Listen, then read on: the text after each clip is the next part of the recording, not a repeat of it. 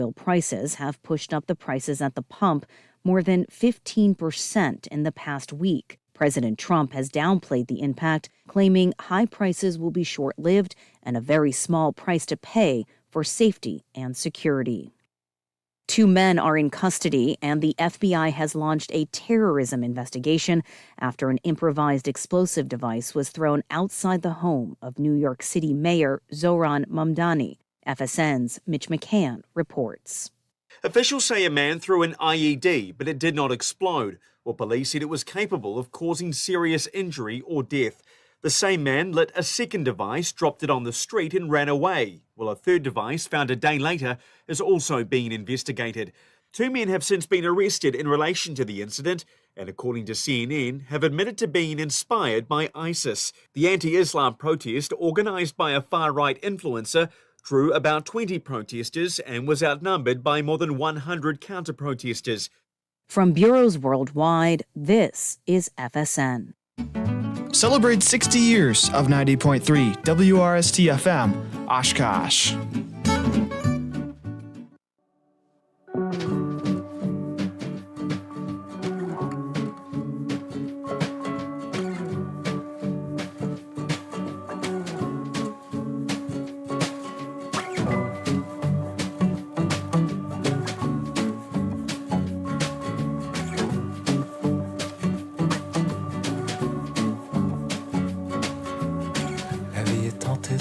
Elle t'embrasse et te quitte.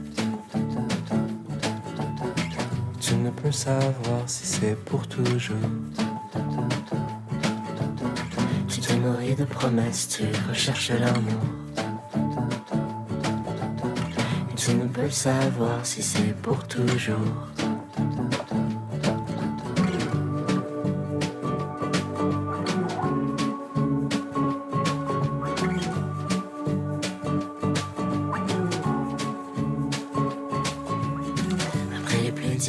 J'espérais que tu reviennes.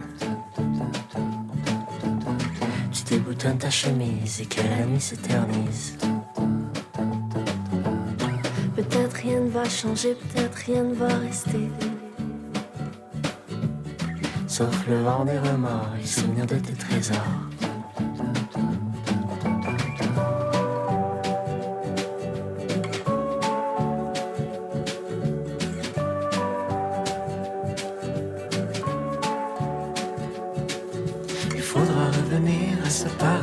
Sans nom,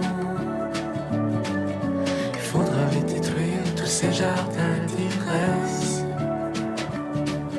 Car s'écoute en toi le silence de la dernière saison. Car s'écoute en toi les cris de la déraison.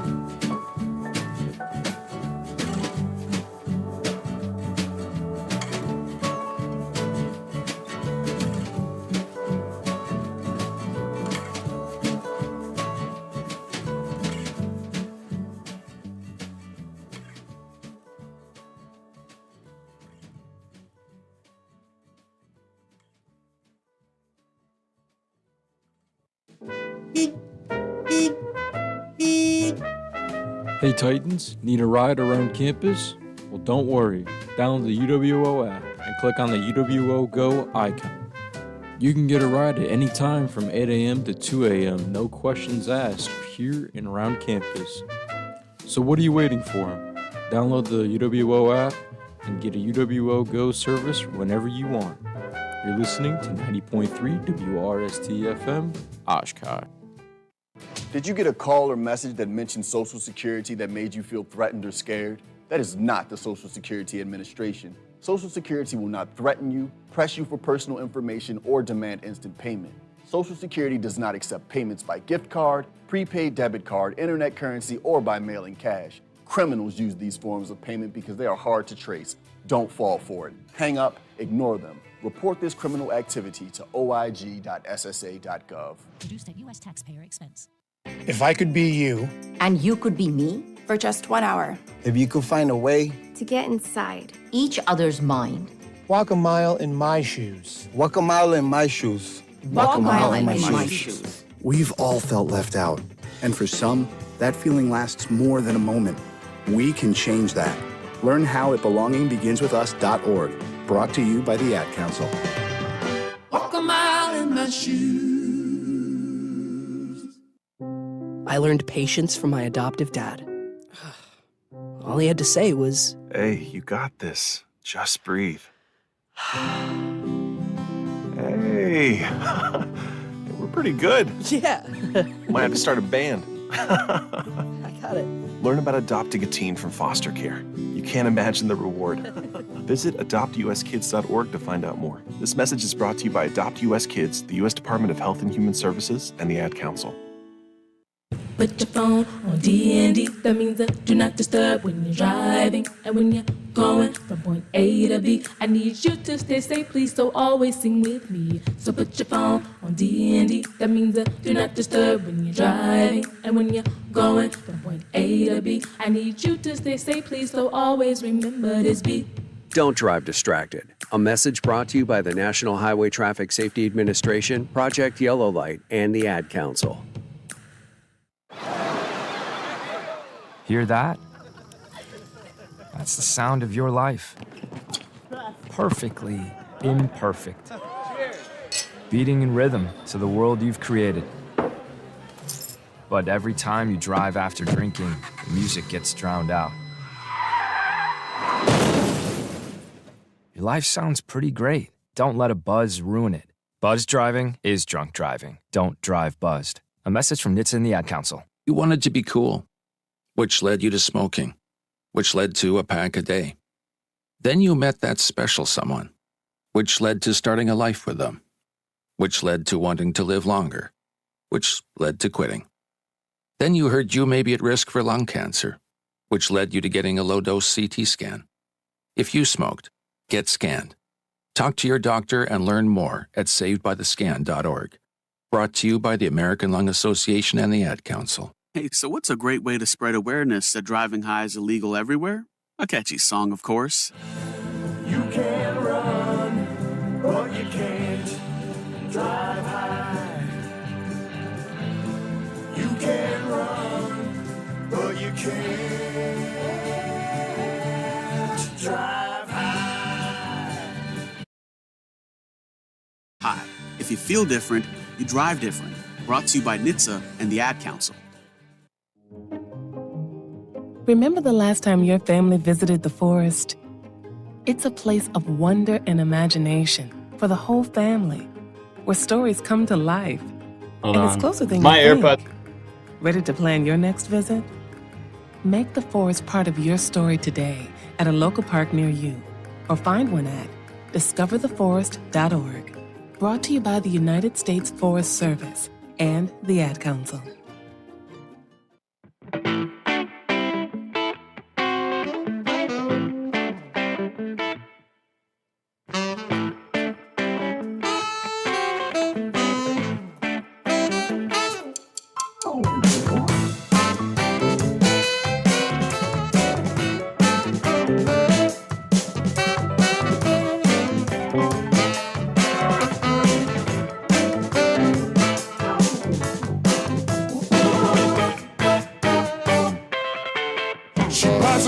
Coffee in the baby shop. Spills it on her lap, y'all, the temper gets hot. Put her makeup on the morning drive. Cause her take a pile up on I-65. Well, it's not your fault. Blame it on another. Call a lawyer, let's sue your mother. It's not your fault, ain't no way. Take what you want, but get out of the way. 90.3 WRST-FM Oshkosh proudly serves the campus and community. And listen to us anywhere you go on the Radio FX app or stream us live on 90.3 WRST.org. The sports page starts in 3, 2, 1. Yeah, buddy!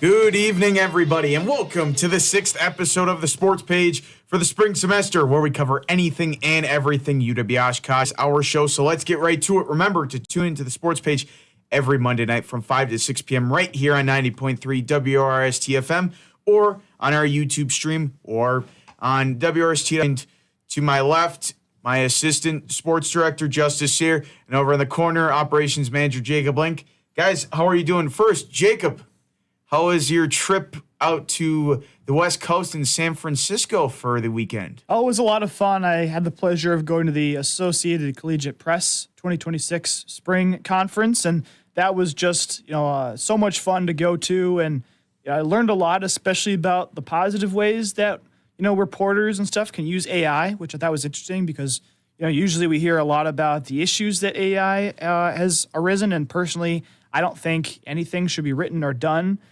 by AI, creatively. But at the same time, it was really interesting and stuff that I've learned that I want to take into account is how AI can help you plan better and such and kind of organize stats. So we think about with sports and pick out the most important information. That was really interesting to me. But, overall, it was, so cool to be able to be there for the Chinese New Year celebrations and see all the dragons and everything, Braden. But I will say I'm happy to be back here in Oshkosh just because I miss being here. I miss seeing, the tall trees and everything. I love palm trees, don't get me wrong, but I look around, it looks pretty bare. I like just seeing all the trees and Wisconsin culture. Well, I mean, Justice, you and I were busy this weekend. And why was that? Why were we so busy on Friday and Saturday with athletics?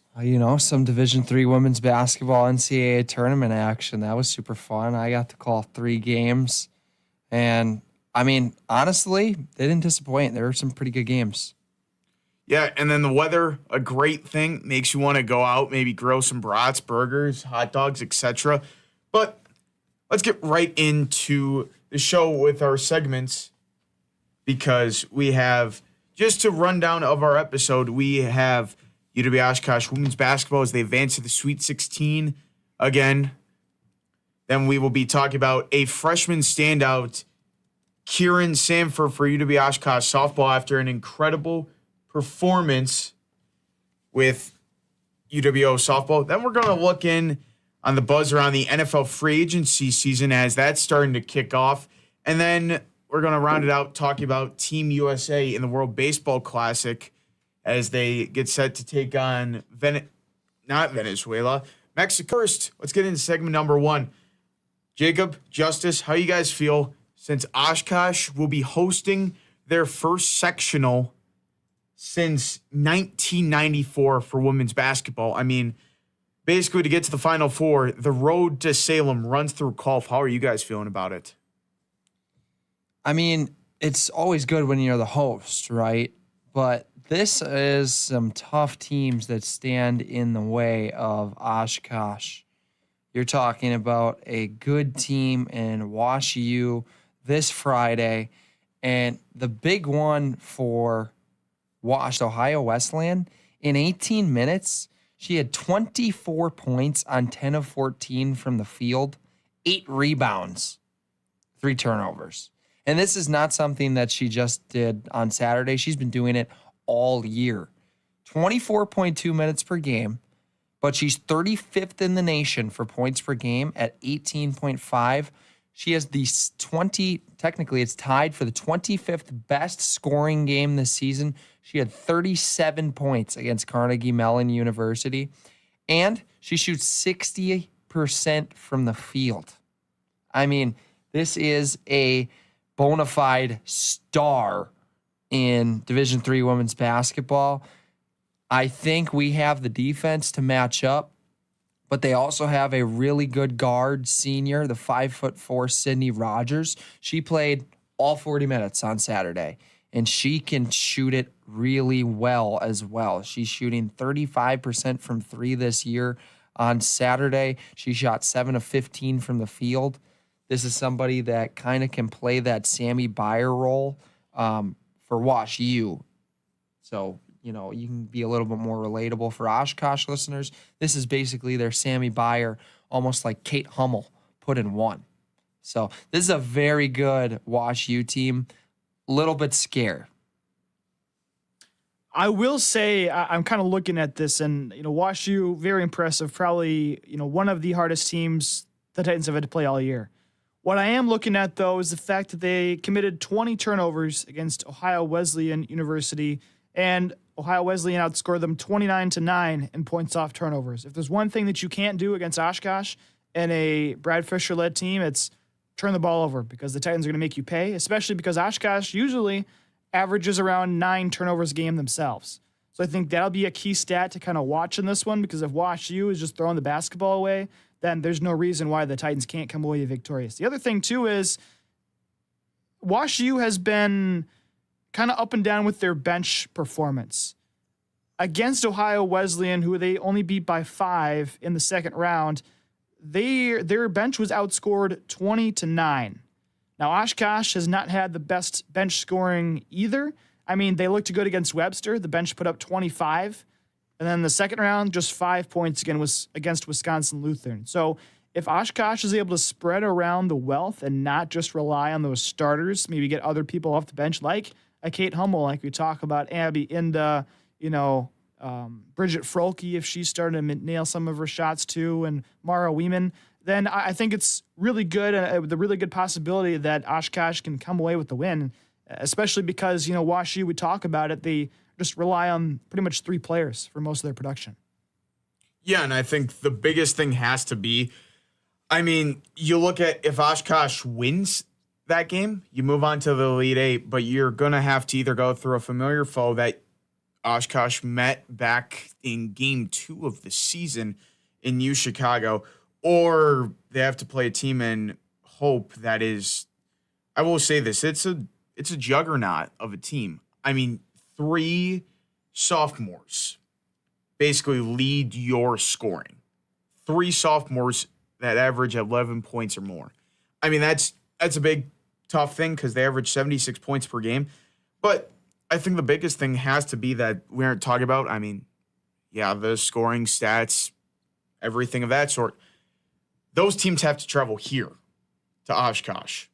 Oshkosh gets to basically treat this as you're just playing at home. It's a normal home game. Yes, the stakes are at an all-time high, but you don't have to worry about the traveling so many hours, hotel rooms, hotel breakfast, hotel, etc. Like being in a different area. You do a lot of things, even if on a title run, stuff like that.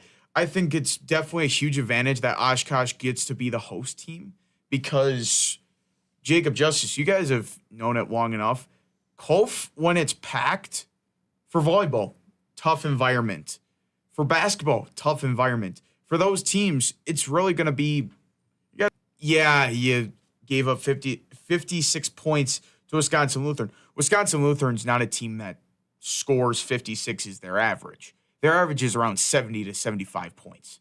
You held that good of a team, and you held Margie Stevens to 17 points when she had a 23-point performance. And basically, most of that was not really as effective because it felt like Oshkosh leading most of the way, and that was thanks to Paige Secker with 21 points. So I think the biggest key of this, you get a home game. You get a guaranteed home game in the biggest, I will say this, first 2 rounds are okay. When you get to the Sweet 16 and more, that's when you want to be that home team. Well, and we knew for quite a long time that this squad was going to make the tournament in Oshkosh, and now we're finally getting to the games that matter. Because to be honest with you, traveling on the road to play River Falls, or when they were home and blew them out, or against Stout, those games did not mean a whole lot to this squad. And now is where they're going to feel the pressure on they made it to the Final Four last year, you're going to be asked to do that again. And it's a little bit easier because you don't need to travel. And you look at the remaining teams in this pod, most of their losses have come on the road. WashU, 7-4 on the road. They only have 6 losses overall. So that's the majority of them. And then you look at Chicago, most of their losses came on the road too. They're 8-4 on the road, and overall 17-7. And especially too, you look at WashU, they've played some pretty tough competition. I mean, NYU twice, they lost. Now, they did lose to Whitewater, I noticed, early on in the season. And while that was early on, Whitewater did not look like the same team all year. So if you're an Oshkosh fan, you got to feel, maybe that makes you feel better. They did play NYU a little bit close in the first matchup, 77-64 they lost. They also lost to Illinois Wesleyan, who, bowed out earlier in the tournament than I think most people would have expected. And they also lost to Carnegie Mellon 72-59 as well. And you look at some of their wins, they've beat UChicago, they've beat Emory. They actually swept UChicago and Emory, both of them. Beat Ohio Wesleyan, as we talked about, and Christopher Newport. Those are their quality wins. But overall, I think WashU is a beatable team. But if Lexi Harris dominates the paint and everything at that center position, it could be a long night for Oshkosh. And I think, Justice, didn't mean to step on you there, but I think this is definitely going to be the game where the two players, one of them, Sarah Hardwick, who was all defensive team, Paige Secker, I don't know how she was not WIAC all defensive team with how good she's been this year defensively. This is going to be the game that we need. I feel like that Oshkosh needs a big performance defensively from Sarah Hardwick and Paige Secker in the post against Lexi Harris. But on top of that, Avery Poole, Justice, you and I heard him, Coach Fisher's press conference. Kemley Fry, the game before, 14 points against St. Mary's for Wisconsin Lutheran. Avery Poole held her to 4 points. I feel like if you can have Avery Poole play as dominant of defense as she has all year against a talented player like Sydney Rogers, who could probably possibly turn the ball over, that's really what you got to do. You don't have to put up 70 points to win this game. You're going to have to basically make sure this team because right now they're averaging 70 points a game. If you can hold them to, I'd say, 60, maybe 55, and you can have at least a lead, you have to basically play defense. You have to have a perfection from defense all game if you want to win that one. But on top of that, I feel like Hope College is definitely a team that Oshkosh wants to face. And I say that when they have a coach like Brian Morehouse, who his record speaks for itself. 732-103. This guy already has 3 national championships. I mean, you want to go toe-to-toe with a team, I think for Oshkosh, this will prove if you're worthy of being in the Final Four, if you can get through this gauntlet. I will call it a gauntlet. It's 2 gauntlet-level teams of WashU. I see Hope beating UChicago, and then you have to go through Hope to get to the Final Four. And I think I would not want to be either of those teams because I feel like Oshkosh has a lot more to prove against a team like Hope that has a great coach in Brian Morehouse. I think it's really going to be for Oshkosh. This is the battle you want. You don't want the games that you can just cruise on by. You want the teams that you're going to have to scratch and claw to win.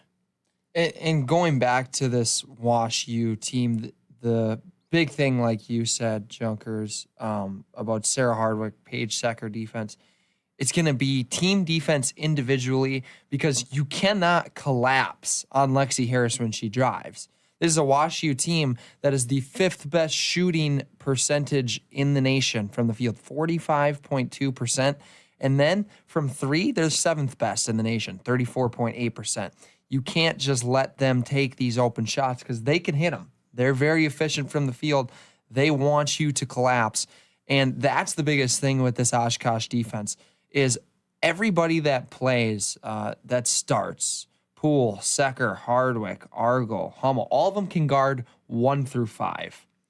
And that ability is going to be very important when you go into Sydney Rogers, Lexi Harris running the pick and roll or whatnot, or them kicking it out to Alyssa Hughes after Hughes is a junior that has shot 41% from three.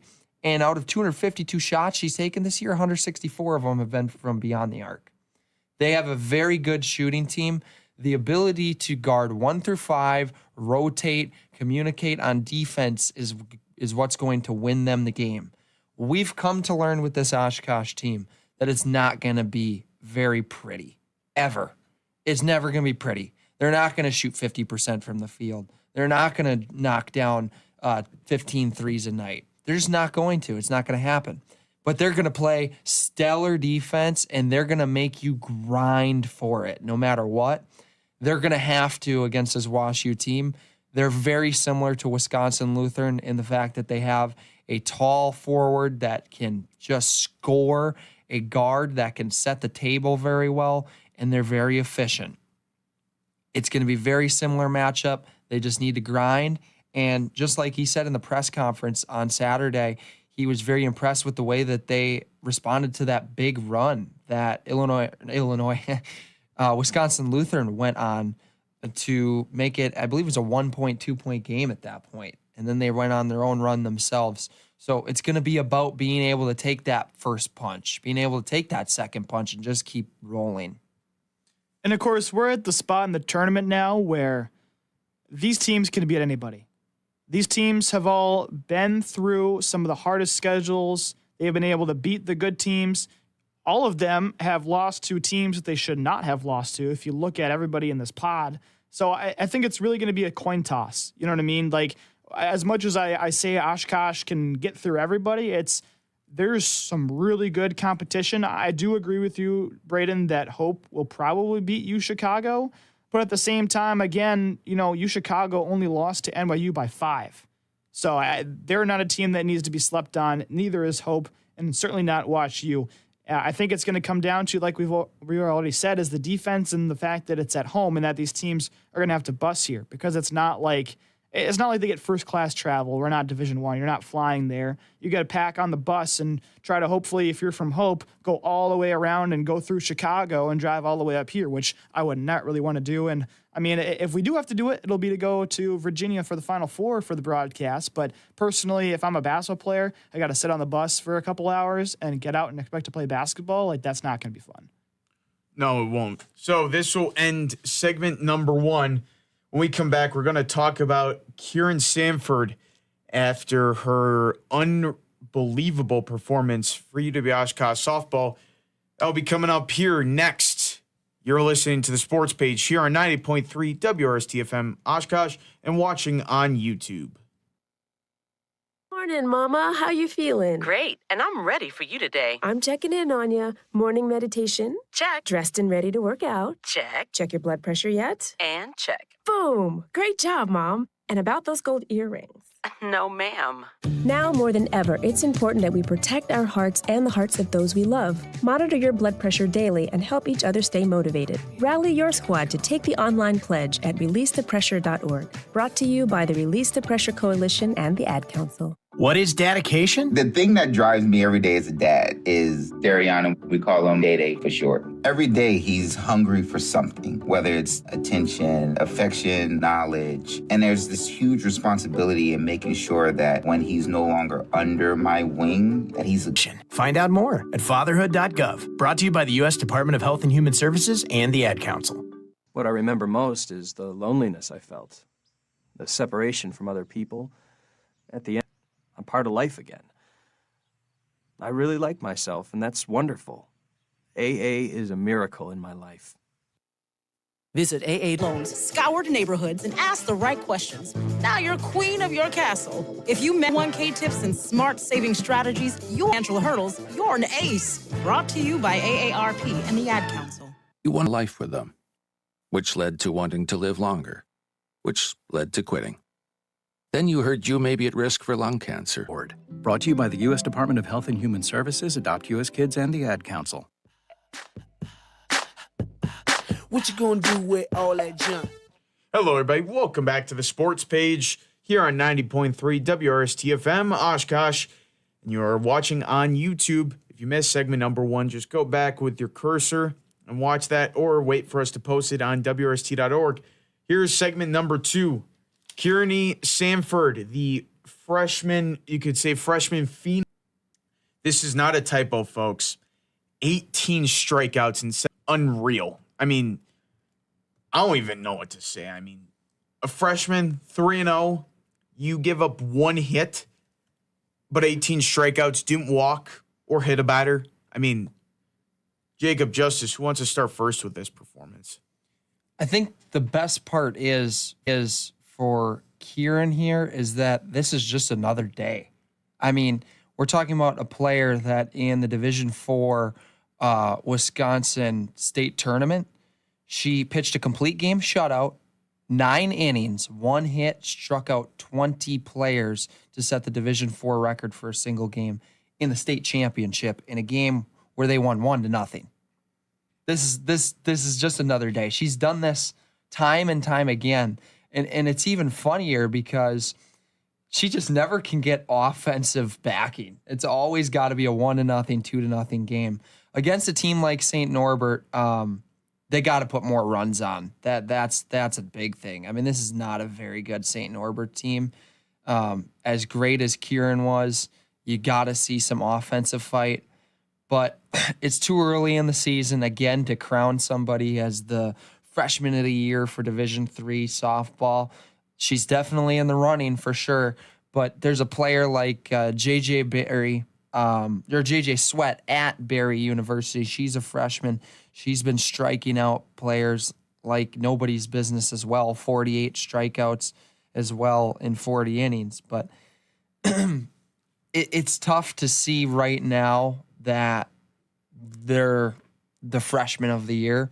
Certainly in the running, certainly in the WIAC. I mean, won the WIAC Pitcher of the Week last week. So, I mean, if the voting ended this week, yes, she would be. But a lot of season left to go. And Coach Byers said that they scheduled their run in Florida this year is going to be a real tough schedule. They're going to see what they're made of in Florida this year. Kieran's going to be a big part of that. We'll see how she does against top-tier competition.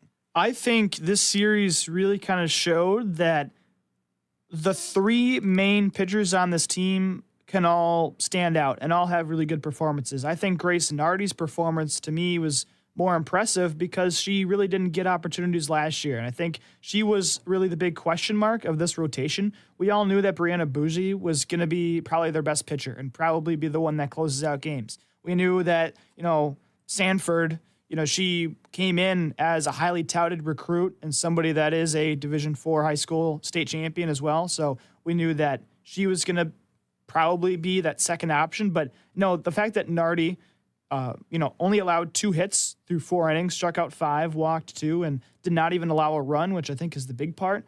I was really impressed by that one. And then, of course, Sanford had no complaints there, right? I mean, you strike out 18 hitters and pitch a one hitter, you can't really complain too much about it. I think overall the offensive production maybe needs to jump a little bit. I mean, they scored 5-0 was the first game, then 2-0 in the second one. And, that second one, though, the lone RBI came from Morgan Miller, scored 2 runs from Emma Bone and Haley Whitman.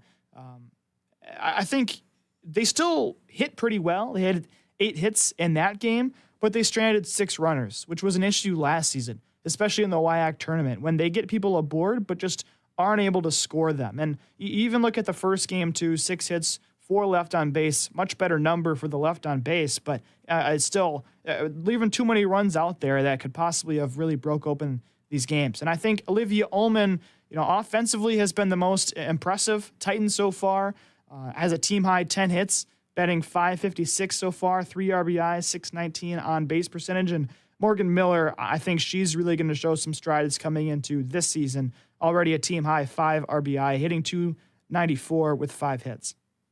Yeah, I think the biggest thing, though, I mean, I get it that basically Kieran Sanford is your third option, but I don't even know if she's the third option, to be honest with you. I think she is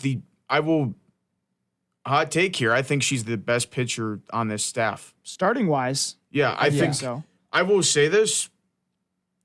I don't see her slowing down anytime soon. I think the more reps she gets pitching against tough talent, I think that just helps even more. I mean, I even said before we went on air, I don't care who we played. If it's the Badgers in Division I or it's the worst Division III team. You strike out 18 no matter who you're facing, you are a good pitcher. To do it as a freshman is even more impressive. And I think Kieran Sanford, it just goes up from here. I don't see there really being, I mean, Justice, you even said state championship game, she set the strikeout record for the WIA. I mean, I don't think there's anything that could stop her right now. I mean, she's just been unreal and unbelievable. Yeah, I think the big signal for her is that throughout her career, she has struggled at times with control and walking batters. And so she kept that under control against St. Norbert to have those 18 strikeouts, but also say she didn't walk anybody or hit somebody, which she had problems with in the first weekend, is a really good sign for her that she's getting used to the Division III level, college level, and getting into season. But again, just too early. Can you go back to what you were saying, though, Jacob, about you don't think that she's the third option? I think she's the first option. Like, I don't think she's the third option because I think she is the first option. I mean, I think they were holding her off and they let her pitch that game entirely because she was the number one option. And I feel like for the most part in some of these doubleheaders, they, pitch two. Obviously, you're not going to pitch both games. And I feel like usually the second one that's the one that, like, we're going to win this one. We're going to go all in for this one. And I think, Nardi had a really good performance, but they knew that Bougie was probably going to need to come in. And I think, honestly, the fact that we got 4 innings out of Nardi was a positive sign because in the past, at least last season, it felt like she could only go about 2 or 3 innings and that was it. So I feel like when you have to rely on Bougie less, the better she's going to be because she's not going to have to go through all those innings. Although she has struggled to start this to Brianna Bougie standards, she has struggled. Maybe it's like less reps, but again, it's just too early for all this. Especially too, I mean, you look at St. Norbert, it's tough to really put a test to how good UWO is when St. Norbert last year was 9-30 and they're 1-3 right now. But still a good win, and you still remain 6-0 in the season, so you can't complain about a score when you win the game. Yeah, that Loris game is probably the best indicator of what this team is so far, because that Loris team plays in a pretty difficult conference. They produce some teams that'll head to the World Series or College World Series at points. So, yeah, I just can't take a performance against St. Norbert being the be-all, end-all. I would agree with you. Well, I mean, to add on to your point, saying that's the top, Sanford went 4 2/3 innings, 2 hits, a walk, 9 strikeouts. So, I mean, if you're saying that that's the top, Sanford still was a standout player then. Yeah, which is why we're saying that she's probably the first option pitching-wise, at least for starters. And especially, I mean, left-handed. You don't see lefties in softball be big standout starting pitchers often, So to just have that different approach and then be able to throw a even premier right-hander in Bougie and a different look in Nardi. They just have so much versatility in it wouldn't be the bullpen, just the pitching staff right now. Even with Skylar Colmes is still out there. Like, she can still pitch. They can do a lot, and it's going to be interesting because now it's not going to be when you get into conference play and you're playing these teams multiple times, it's not seeing Brianna Bougie multiple times or 7 innings in 2 days. It's going to be 4 innings here, 5 innings there. And now it's going to be throwing hitters off. It's going to be fun for Bayer to play that mind game with the other manager and coach. Well, and we look at, too, in the beginning of the season, especially like baseball, softball at the collegiate level, they don't have spring training like the MLB. So you got to kind of jump in there and pitch no matter what the circumstances are. So Bougie, although maybe her numbers to begin the year were down a little bit than what we saw the entirety of last season, I think that this trip down to Florida is really going to serve as that indicator as to how she is going to pitch this year compared to last year, now that she's had a couple games under her belt, now that there's 6 games in the season. Yeah, so, I mean, It's really all we got for segment number 2. We'll step aside for a quick break. When we come back, we're going to focus in on the NFL free agency, as today was the opening day for the NFL offseason. Again, you're listening to the sports page here on 90.3 WRST-FM Oshkosh and watching on YouTube. Mama, how you feeling? Great, and I'm ready for you today. I'm checking in on you. Morning meditation? Check. Dressed and ready to work out? Check. Check your blood pressure yet? And check. Boom! Great job, Mom. And about those gold earrings? No, ma'am. Now more than ever, it's important that we protect our hearts and the hearts of those we love. Monitor your blood pressure daily and help each other stay motivated. Rally your squad to take the online pledge at Release the right questions. Now you're queen of your castle. If you manage that, you can get your retirement plan on track. Visiting aceyourretirement.org can help. Drink so much. They said, welcome, come in and sit down. We know how you feel. Visit AA.org for more information and download the Meeting Guide app to find a meeting near you. Asked what kind of family she wanted.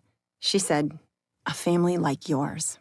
Learn more about adopting a teen at adoptuskids.org. You can't imagine the reward. Brought to you by the U.S. Department of Health and Human Services, Adopt U.S. Kids, and the Ad Council. I'm Chris Jakimick. I served in the United States Air Force, and I deployed 3 times. Being a veteran, it's interwoven into your DNA, is really the absence of the connection and the purpose that can really drive a lot of veterans to some negative thoughts. For those who are in a suicidal crisis, the window of time to save somebody's life is very short. Our duty is to protect ourselves and protect our families, and one way you can do that is store your weapons safely. Store all your guns securely. Help stop suicide. Brought to you by End Family Fire and the Ad Council.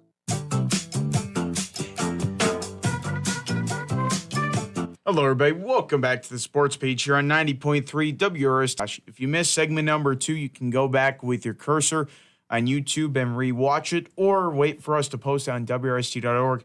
It's time to get into segment number 3, NFL football, and a lot of moves that have been happening. Yeah, a lot of moves and big moves. Usually, like, it's inconsequential. Here's a depth guy there. Here's a depth guy here. No, they have started off. I mean, Max Crosby was dealt. What you're talking about in Packerland, we're getting Zaire Franklin. We're getting some good players coming out. They finally let go to Rashawn Gary, let go of Sean Ryan, a contract that I saw some outrage on Twitter for that. I mean, we all kind of knew that Malik Willis was going to find a new home, and while it's disappointing as a Packers fan to see that, we all understood where he was going to go to. Especially, you look at Tua now not even being in Miami, so they needed somebody to fill that position. I think Willis is going to be an awesome starter for them. I mean, he's shown that when he was in there for Green Bay, at times, personally, I thought he even looked better than Jordan Love. He had better decisions. It opens up your play calling. You get to use him more on the run besides just standing back there in the pocket. But overall, I really like that move from Miami, and I wish Malik Willis good luck. The South Beach Packers, right? Just keep grabbing Packers. Before we move on, I want to say that Falcons Tua move. Is he going to start? What are we thinking there? I totally think he starts. I think, Michael Penix has a torn ACL. I mean, Tua, basically, I think this is a gut check type of move of, you want to be a starter in the NFL? Prove it. I mean, Atlanta's got great weapons, Bijan Robinson, Drake London, Kyle Pitts, you name it. Darnell Mooney made a big kind of jump start there. I mean, I think it's a great way for Tua to basically kind of still prove that he's an NFL-worthy quarterback. But I think it's a big thing. I think Atlanta makes him battle for the job, though. He doesn't get it just off the rip. He has to battle. Yeah, they could be a team to watch for going in the second round, grabbing a quarterback. And Penix has said that he expects to be back in time for week 1, but we don't really know what that's going to look like, especially coming off a torn ACL. And one thing I noticed, too, is that Tua signed, I believe it was the league minimum contract. $1 million. Yeah. Which I thought it kind of shows that I don't think Atlanta is sold on him. They're going to pick him up, and he's still going to be a valuable piece because he does have experience as a starter. but I don't think he's really in their plans at all, because otherwise you would have signed him for a much larger contract. And nobody else wanted him, right? Who does right now? Number puts it too, right? After all those concussions, like, it raises a really big question. You know what I mean? Like, how many concussions is too many to even be allowed to play anymore? So now you're running concussed Tua at quarterback with 5 torn ACL Michael Penix to back him up. That's an interesting quarterback room in Atlanta. And somehow the Falcons end the year not even looking that bad, which doesn't make any sense to me. I think this team, if they had a quarterback who was healthy, or, I guess Tua is not healthy all the way up and upstairs if he's been concussed that many times. But if you're able to find yourself a strong quarterback down there in Atlanta, I think they can win the South. Yeah, and I think this one I'm going to go with one of the big ones. Tyler Linderbaum, the Iowa Hawkeye, who is an all-pro, leaves Baltimore to go to the Raiders. For the Raiders, I think this is great because you are basically giving Ashton Genty confidence of, okay, we saw what you could do with not a great offensive line. Let's go get some guys. Maybe I wouldn't be surprised if they try to go get an offensive tackle or two, because Linderbaum has proven to be a great center. I mean, for Baltimore, you got to go find someone there. But another one that I think, besides Kenneth Walker, the biggest one, Mike Evans leaving the Buccaneers to go to the West Coast and play with Brock Purdy and the 49ers. I mean, what are your guys' thoughts on that one? Well, I want to go back to Linderbaum because I think that move is not about Ashton Genty. That move is about Fernando Mendoza and getting a offensive line about him, because we know that's the number 1 overall pick. It doesn't matter. Like, maybe that Laramie Tunsil video could resurface about Fernando Mendoza. He still might go number 1 overall. That's how big of a gap there is in quarterback depth this year in the draft. They definitely have to supplement some guys around them at the tackle position. But getting a guy like Linderbaum, who is fantastic in pass protection at the center position, which is hard to find because it is hard to snap the ball and get into a 300-pound man that is trying to bowl you over. Tyler Linderbaum does it against the best time and time again. That Raiders team is going to be really interesting. If Mendoza is as good as people think he is, could they be right into it contending in a tough division? But on top of that, you're also, for the Raiders, you're still getting a first-round pick this year for the trade with Max Crosby. You get 2 first-round picks. So, I mean, that's another big thing of, I think this Raiders team, you can easily build around Mendoza. And I think he has a lot of good weapons around him. And I think that's the best thing. Well, I think for the Raiders, like, it's going to depend on what they do in the draft, because we're talking about the Raiders here.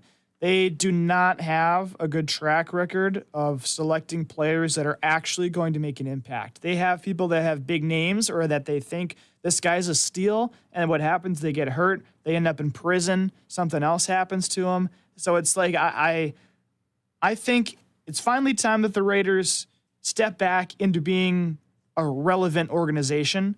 I think this draft is going to heavily depend on that. And something you can't really change the stuff that happens out of the organization, right? I mean, if you get arrested, like, that's not really on the Raiders for drafting you. It's like the players that they drafted. So they need to redevelop the culture that's inside of that team. And then I think they can make a push to, maybe chase after a final playoff spot. But then on top of that, news coming across that was around 15 minutes ago, Quay Walker leaving the Packers to head to Vegas and go play with the Raiders. That was just reported around 15, 20 minutes ago. Contract is 3 years, $40.5 million, $28 million guaranteed for the former Packer middle linebacker. So, I mean, Zaire Franklin, I think the Packers definitely went and got him as that sign of, okay, Quay Walker's leaving. It's basically Edgerrin Cooper that's going to be calling the defense now, I feel like, in the box with that defensive unit that, I mean, they've kind of let go of a lot of big pieces like that were decent last year. Kobe Wooden. Rashad Gary. I mean, it's basically going to be Micah Parsons, and then he's got to. Well, we have to basically see what this offseason is about. If they're going to go get some more pieces, maybe make a trade, something like that. You never know. The way I look at Quay Walker was going to leave. We're not going to pay him $40 million to be the linebacker that he was. Is exactly how I look at when they let go of Blake Martinez. What was that? Probably like 8 years ago now. A guy that is going to just tackle everybody on the field. He's going to have 150 tackles a year, but he ain't going to be good at anything else. And that was Quay Walker. I think Quay Walker had some good talents outside of tackling. He wasn't premier at coverage or anything, but he could tackle. You can go find a guy like that in the 3rd or 4th round in the draft, and the Packers are going to go do that. You bet you that they're going to go draft probably 2 linebackers this year. One of them's going to be from Georgia, I'd imagine, and they're going to go make something out of nothing.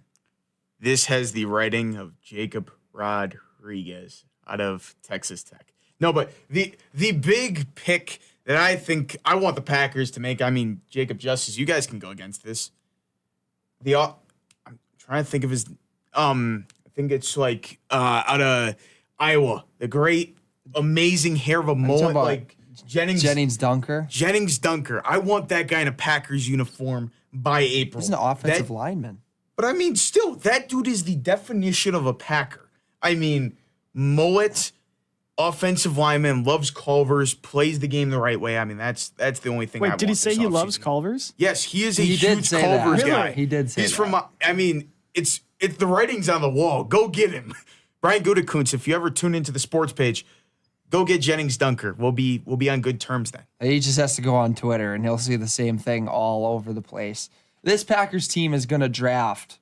I think they're going to draft 6 or 7 offensive and defensive linemen. They're going to load up in the trenches just like they do always. Don't be shocked if they don't take a cornerback. I know everybody wants Pons from Indiana, but I just don't see them spending a pick on a cornerback when I think they do believe in the guys that they have in-house, as bad as that sounds.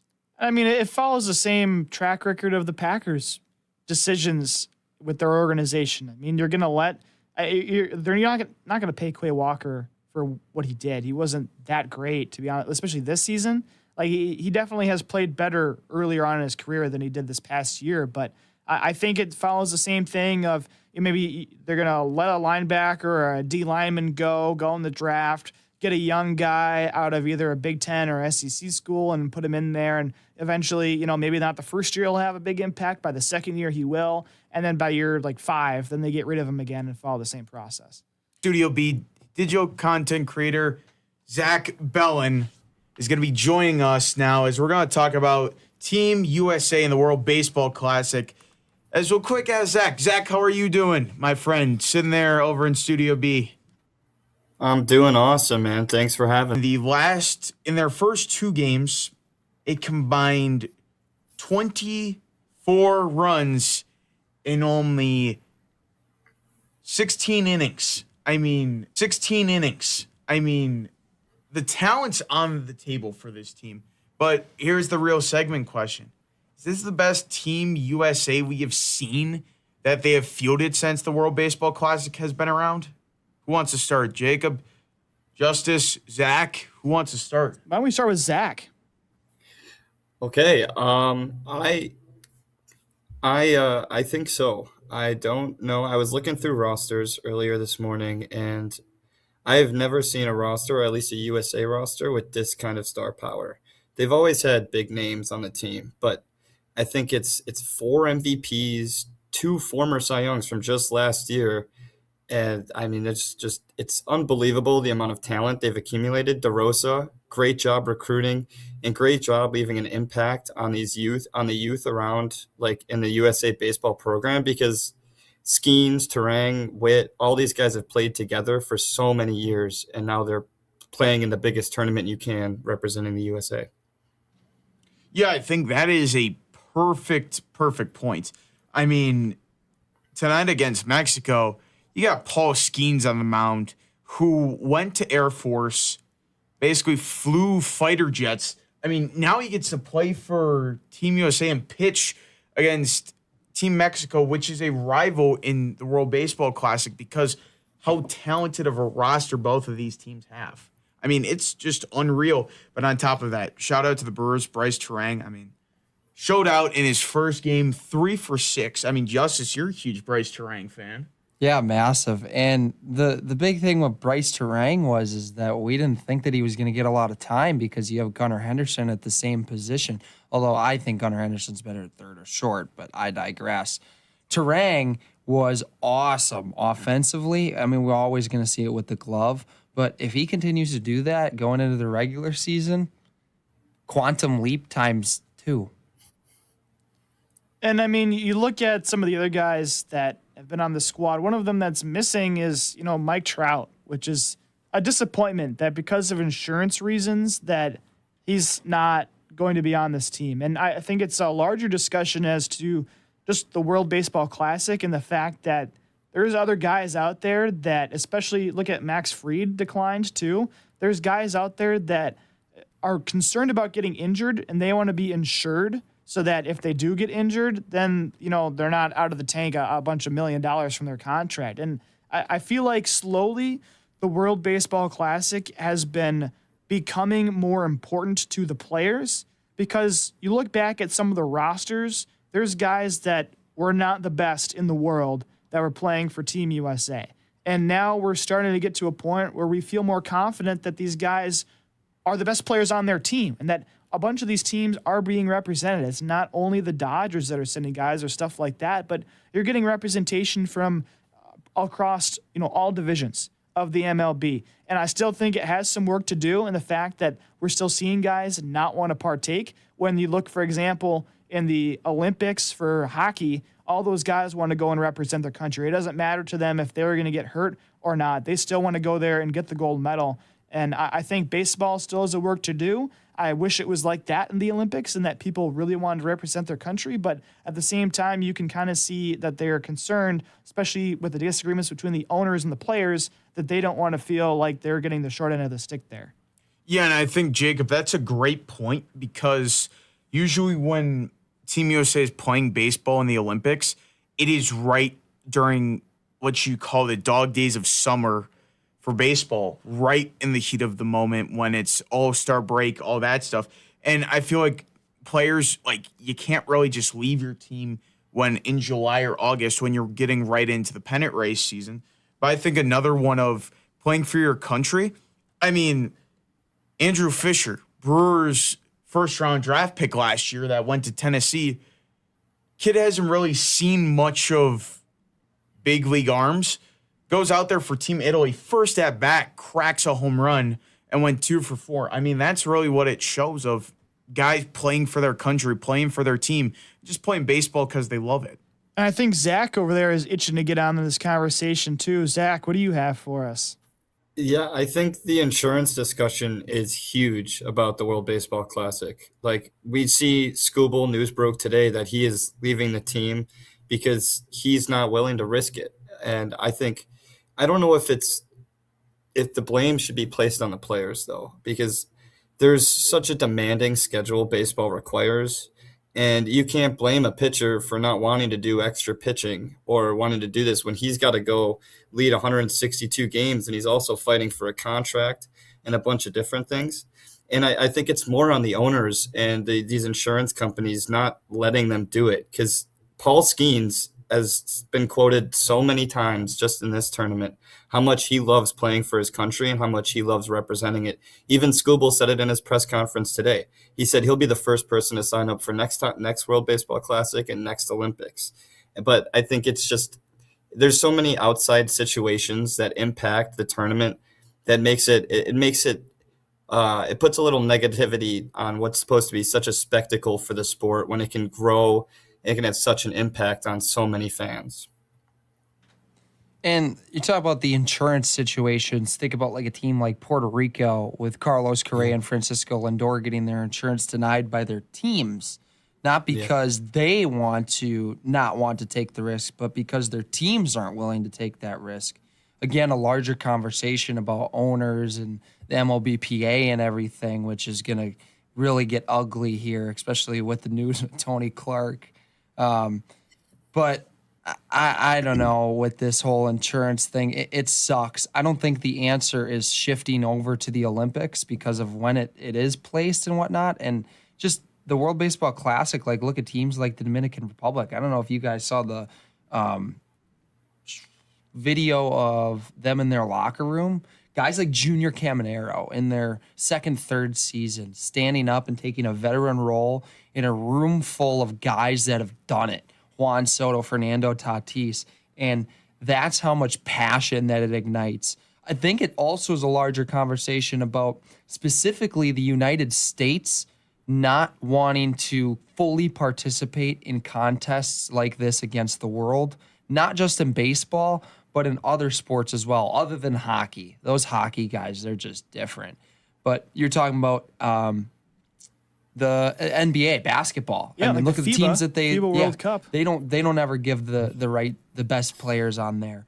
So it's almost like a mentality from the American side that, oh, this isn't like a big thing because we have the MLB. The MLB is in America, you know? So why would we care about the World Baseball Classic? But it's just an opportunity for all these other countries to like, hey, this is our sport. Japan, this is our sport. Dominican Republic, you know, that type of thing. Well, and it's all about money, too, because the American teams, the owners know that by keeping the players to them and themselves, they're going to rake in so much more money. And that they know if their star player gets injured, fans aren't going to want to go there to see, you know, some guy that they just pulled up from AAA fill that position. They would go there and see their big stars, like somebody like Mike Trout. And I think you definitely hit it on the head there, Justice.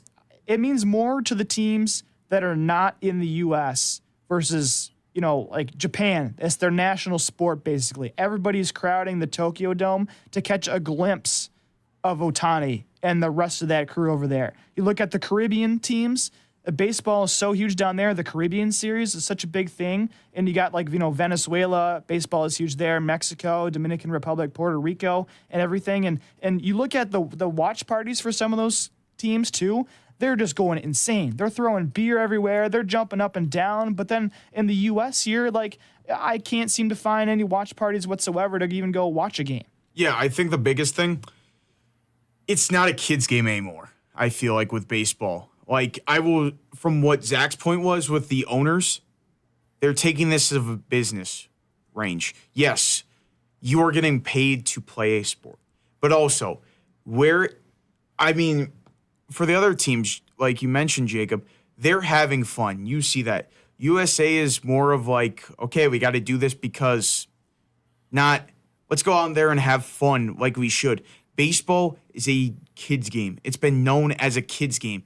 It shouldn't be ruined because, yes, I get it. You're getting paid millions of dollars. You don't need an owner that doesn't do much in baseball to basically tell you what you can and can't do because they pay your salary. Go out there and just have fun. That's all I got to say with that. Go out there, have fun, and really, throw the business out of it. Go out there and just play for fun in a baseball tournament. That's the best thing about being a baseball player is when you go out and play a tournament on a Saturday or just play during spring training because you love the game. And I just wanted to throw in there to really throw in my point.